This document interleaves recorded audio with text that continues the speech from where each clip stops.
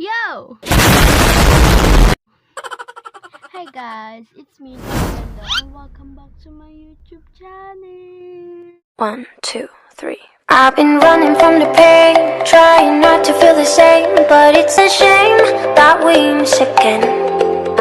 See, my confidence is shaking and my heart is feeling vacant, so you try. So yeah, turuan ko kayo kung paano mag-download ng mga sound effects ng mga YouTubers. At yun.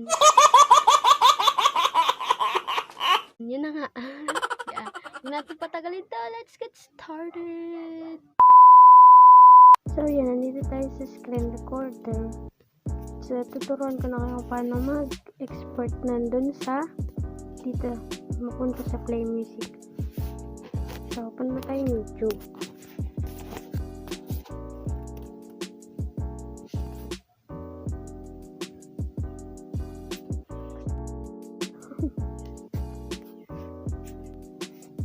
Tapos search nyo ang sounds effects.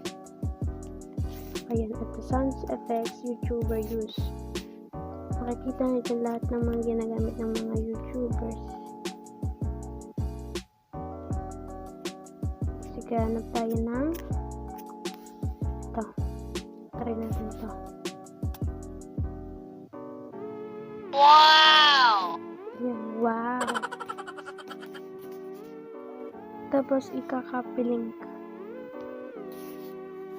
So, ayan, copy. Tapos punta naman tayo sa Chrome. Chrome.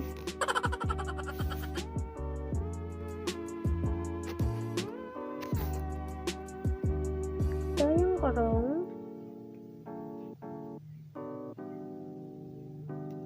So, wait lang. Ayan. Tapos, search nyo ang MP3 converter. Ito na, MP3 converter. Ganyan. Tapos, itong pinakauna, pindutin nyo. Pagkapindot, i-paste lang natin yung kinapil. Yung link nun. So, ito yon. Then, convert. Pag-convert, itong download, diba, sound effects, itong tatlong to, mamimili kayo dyan. Pipindutin nyo itong download. So, tinito sa baba, nagda-download na yan, open. So, ayun na, di tapos na. Tingnan natin siya sa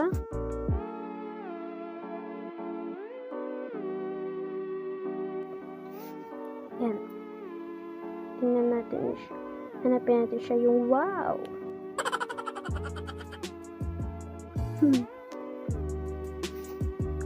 So, tingnan natin siya.